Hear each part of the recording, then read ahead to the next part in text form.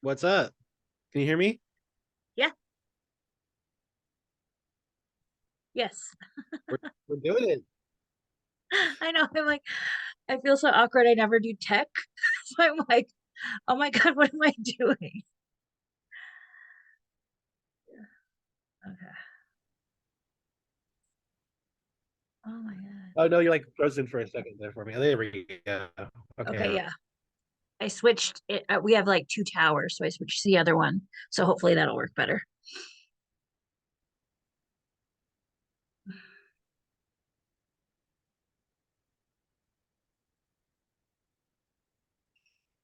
You cut out there again. Sorry.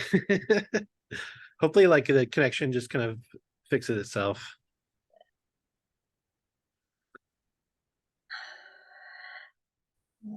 Okay, do you want to just Okay, I'm start off seeing with you. your No stuff? freezing. Oh, you froze. Nope, you're there. Okay. I think hopefully. Am I coming in okay? Are you hearing me without any glitching? Yeah, you're Okay. good. All right. So we're already recording right now. Yeah. Mm. Tiny intro, like explaining what the hell we're doing, right? Yeah. All right, I'll start it and then I'll let you add when I stop. Does that sound good? Yeah. All right. Welcome to our first ever pop culture NFL week matchup little show here. My name is Ike Dodson, and with me is Uh, I'm Amber Schaefer, and yeah, I'm excited to do this. all right, yeah. So this mostly be our friends just seeing this, but just in case it blows up, I feel like we should throw our names out there, little promotion.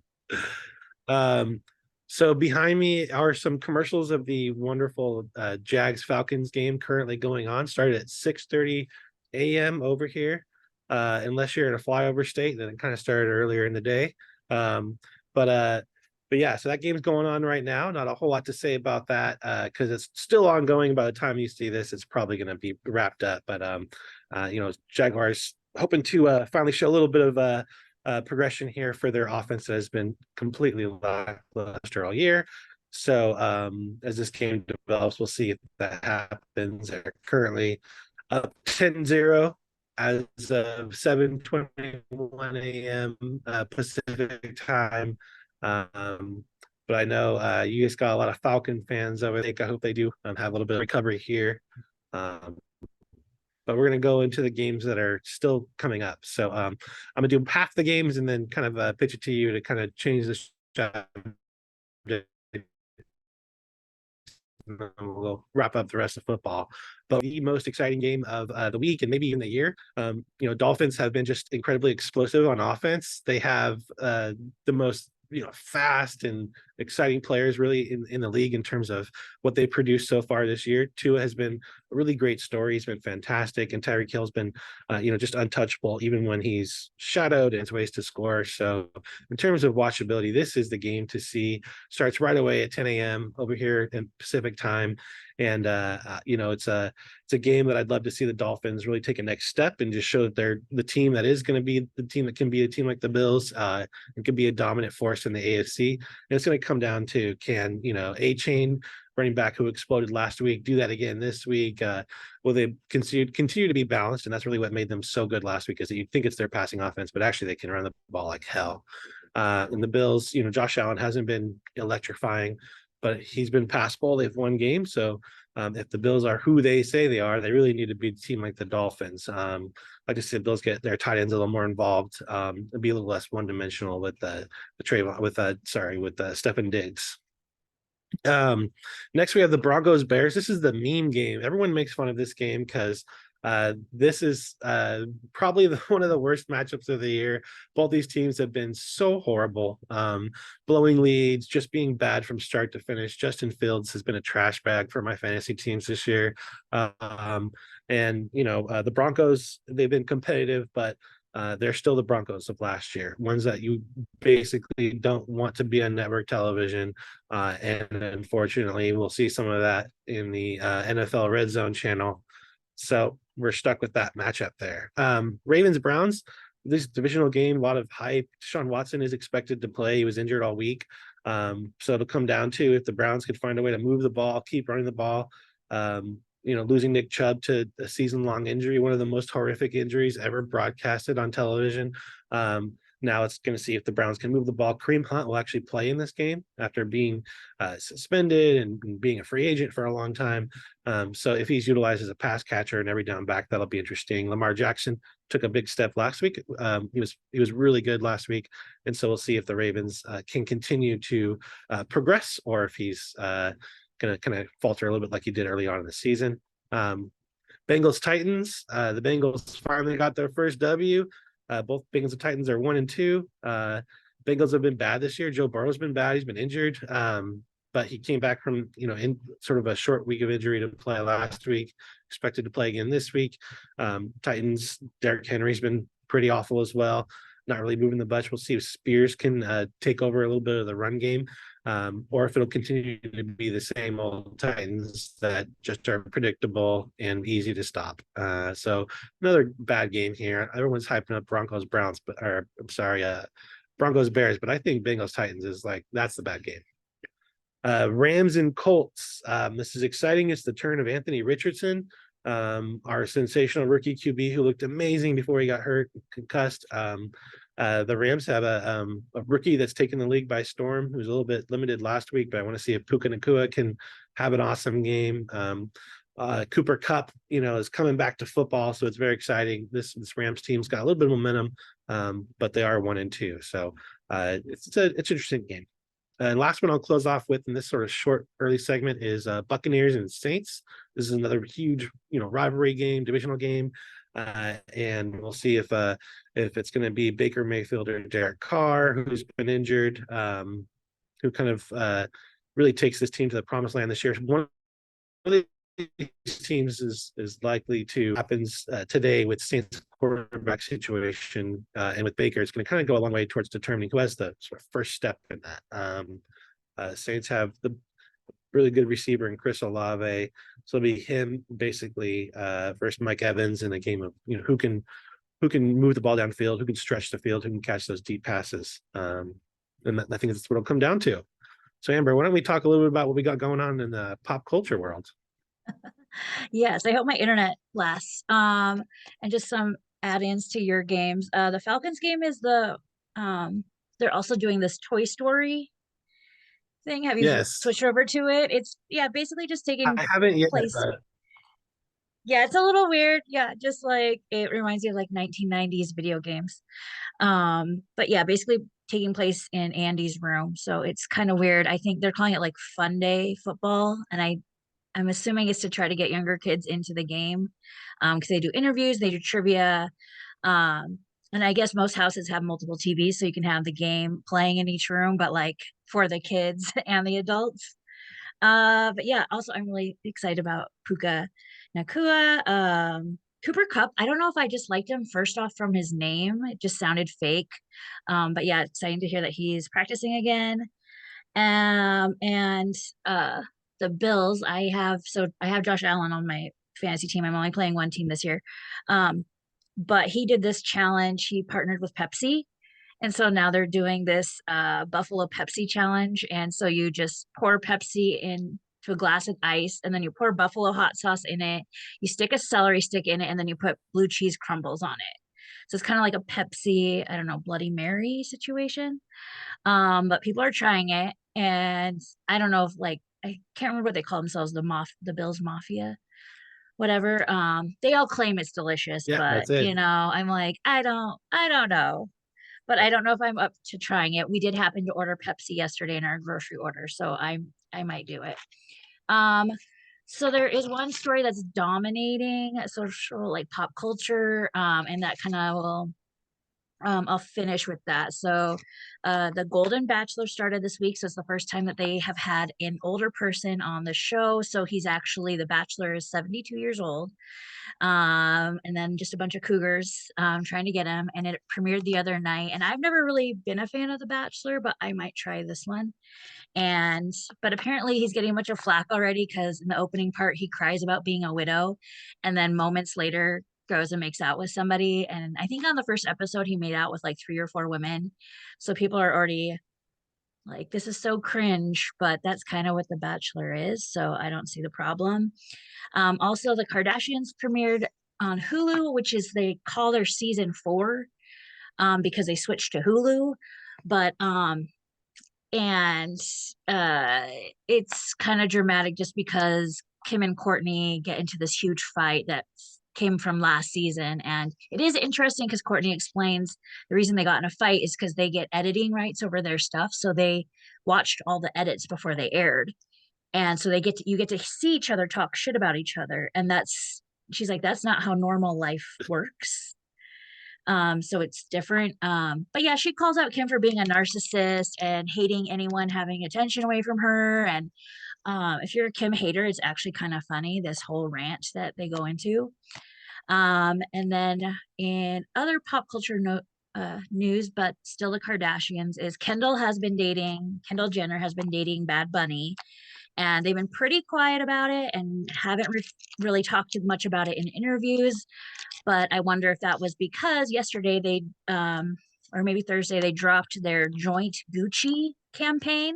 So the whole campaign is just them wearing head to toe different Gucci looks, taking trips. So it's all shot in an airport. So I love Bad Bunny, and my friends are like, gross, why is he with Kendall? But she's a supermodel, so I get it. But yeah, then I think I'll let you do the second half of the games, and then we'll go to the big story that has dominated the United States this week. Well, I have so many questions already. Like, first off, like, what did this bunny do that someone was like, bad bunny, bad? Like, what? I'm guessing this is a rapper or something. Yes, yes, yes. And he's Puerto Rican, and he's actually one of the biggest selling artists in the world for the past like year, 2 years. But I think they keep putting him just in the Latin category because it's all in Spanish, which I think is a disservice because he's like top in like non-Spanish speaking countries as well. So, but he's amazing. Yeah, so yeah, you should. Yeah, I'll send you some recommendations there. All right. And then the Golden Bachelor thing, like, that's another show that I've ever seen, I think. And there's been some crazy shows because if we know anything about like rich, old, like white men, like the thing they love most is women their own age, right? Like, no, it should be the Golden Bachelor with like a whole bunch of gold diggers that are like young and clearly don't care that he's 71 because they just want his money. Because that would be way more realistic than this man who's like looking at all these women his own age. He probably hasn't dated a girl his own age in like 40 years. So what is this? Like I guess it's gonna find love, but I mean, come on. Like I feel like that's really atypical for how old rich men act. Yeah, I think and to be clear, a bunch of the contestants are not like that close to his age. They're just closer. And but yeah, they're billing it as finding love for the sunset years. And I'm Wow. guessing yeah, they say most of the media is like, oh, this is for like luring in like the boomer age or the pre-boomers. Um yeah, just like you could be divorced and have a second chance too. And I think that most people are know how the world works and are sick of seeing that on social media. So they're like, no, give us what we would like to see as this demographic of 50 plus women That's watching. true. Yeah, I get it. I guess, yeah, if you're gonna tackle one specific. All right, so we got more games coming up. Some really good ones too. Obviously the Commanders versus the Eagles. This is a divisional game that's going to impact me as a Cowboys fan. I'd love to see the Eagles take a hit here. Both these teams have been pretty darn solid. One thing to watch in this game is that talks about the Eagles push play is continuing every single week. Essentially, Eagles have a rugby style play that no one has decided to copy, but everyone has decided to complain about, where like two running backs and a tight end will push the quarterback from behind in front of a massive offensive line. Well, first off, like I think a lot of people are just attributing to the fact they think it's the formation and the style of play, which is kind of illegal on the other side of the ball. They think it's unfair. But even as a guy who hates the Eagles, I have to accept that, like, well, Jalen Hurts is also a guy who squats like 9,000 pounds. And so if anyone's going to do it, like Jalen Hurts is the guy. And even without that formation, he would be so tough to stop in every like goal line situation, third down situation, 3rd and 1.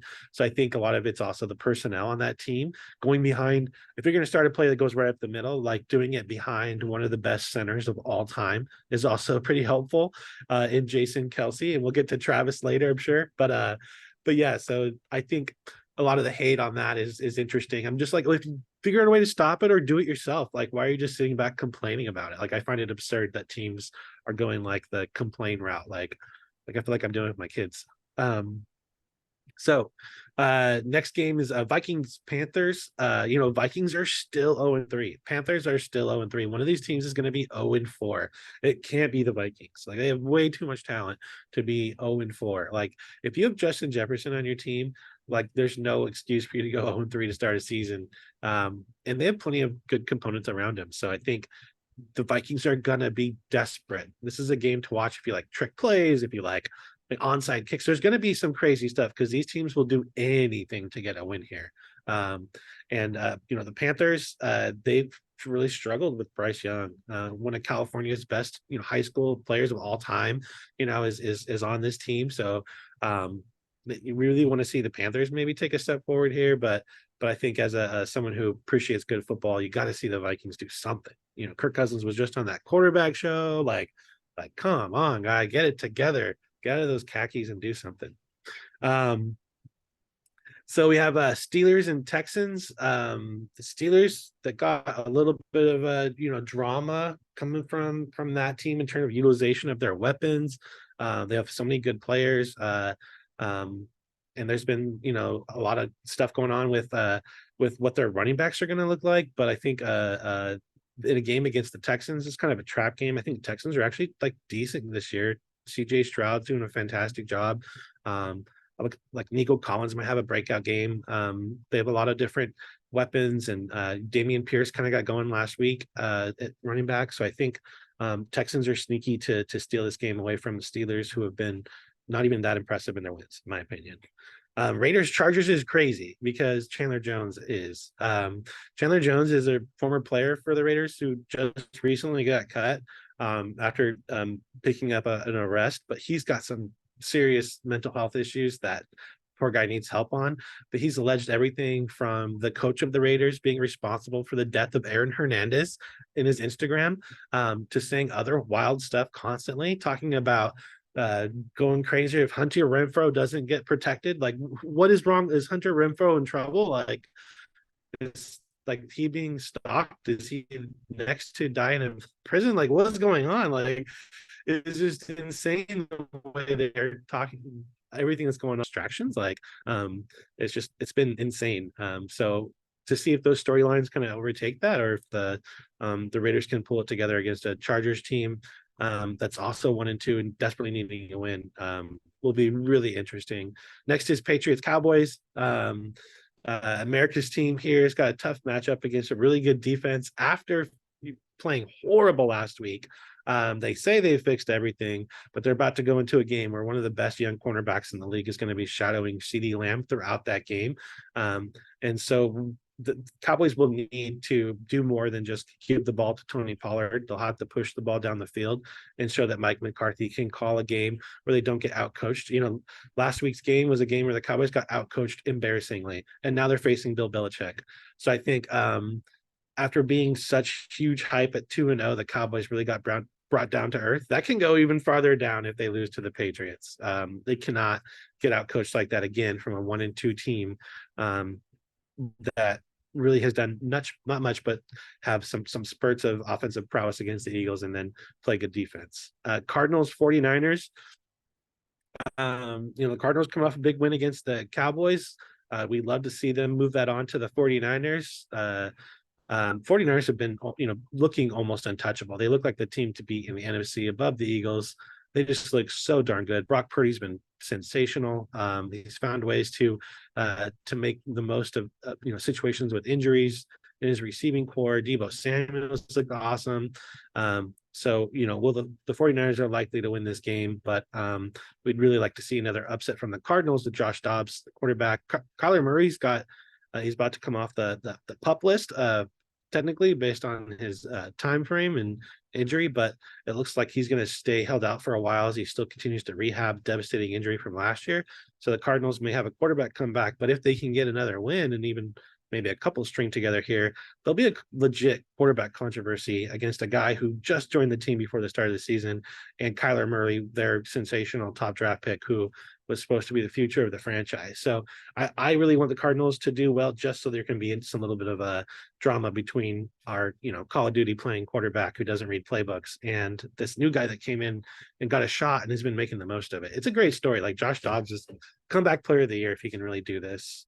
Last game of today is a night game, and that's Chiefs Jets. Hey, Megan. uh, that's the game where I guess we should talk briefly about Travis Kelce. Here's a guy who clearly gives a lot to charity because he took this fledgling, barely known singer, and he really made a name for her by inviting her to a football game where she could be seen by fans outside of her demographic. And now she's a household name. People know who Taylor Swift is. That's how that works, right, Amber? That's how that went. Yeah, I have never seen like it was like the most famous person in the world attended like the NFL game. But yeah, so Travis had been asking, like publicly dropping hints that he had asked her out, and then he told a couple media outlets, so people kept asking her about if they were gonna go out or whatever. And but yeah, so last week she went to the game. She sat in his family's box. She's photographed next to his mom the whole, I know, That the whole that game. worked. And yeah, so in the whole game, they just kept flashing to her all of this. And then afterwards, they went on a date in a very private convertible that was followed by media and both their media camps. And so, yeah, it's just been a big week of memes about it. What is her Nonstop. next song going to be about him? Um, then there was the TikTok challenge of what I just did of women filming their husbands, and they're like, "Wow, isn't it great that Taylor Swift like put Kelsey on the map?" And these like husbands just lose their shit, So mad. and it's some of them are so funny and just get so upset. But yeah. Also, we can't forget Travis Kelsey had his own Bachelor show a few years ago on E. I can't remember what it What? was called, but it was so cringe. Oh no. Um, yeah, so yeah, he loves the media, but I did want to tell our friends before even this happened that the brothers, because his brother also plays in the NFL for the Eagles, Jason, and him and his wife are super cute. They've been married for a long time. They have like 3 kids. But the brothers have, well, they faced off last year in the Super Bowl, and so that was a bunch of coverage because their parents only have 2 kids and both of them made it to the Super Bowl. And well, just the NFL in general is crazy. But yeah, they have a podcast and it's just really funny because both brothers are really funny in their own way. And yeah, just the dynamics of one of them having kids and one of them not too is just kind of funny. But yeah, that's been by far the biggest like pop culture NFL crossover probably ever. And yeah, even the NFL posting about her on their socials during the game is crazy that that happened. So They're thrilled right now. Like, talk about like bringing in like viewership. Everyone was talking about it, and when they were even showing the game, they would cut to Taylor Swift like constantly, to the point where I was like, are you kidding me? Like, it's not like this is the first time a celebrity has went to an NFL game. Like, why are you doing this? But it's because of sort of the buildup around the rumors and the Travis shooting his shot, which you got to appreciate as someone who's always been one to take his shot. I do appreciate that he gave it a good old college try. I gotta ask you, like, do you feel like this is real? Like, do they legit have a possibility of an actual like physical or emotional, whatever relationship? I don't know. It seems so media driven and they're both so media savvy that I'm like, we'll see. But yeah, even if it's just a fling, who cares? Like it's yeah, they've done a good job of getting this attention. And yeah. Let's see. It's got more hype than like a big fight between like two boxers where they're like bringing families and scuffles and like weigh-ins and stuff. It's like it feels like that where it's just constantly in the news and like reporters are desperate for like any little shred of this story. Like I saw something like a whole story based on like an Instagram post that like one of them liked that made them think, oh, is there trouble in paradise? Like, what do you mean? They're not even like out there is like dating yet. What are you talking about? Like any little thing is going to be covered because of how desperate people are to consume the Swifty Kelsey drama. Yeah, I mean, it's not even All been right. 7 days. Like it's been 1 week since this happened. And one of the most shocking like things that I saw reshared and reshared was that like 10 years ago or something, in an interview, Taylor Swift said that if calories didn't count, all she wishes she could do is feel comfortable enough to eat chicken strips every day because that's what she loves. And they're like, look at her. She's eating chicken strips at the middle of the game with ketchup and ranch. Like she's so comfortable around him that she's eating chicken strips. And I was like, this is the most desperate coverage I've ever Chicken seen. And strip. it's like a zoom in of her plate, and they're like, alleged, like ketchup and allegedly ranch. I was just like, bad. Well, we have to give credit. Make Did you know my wife invented ranch up? I did not.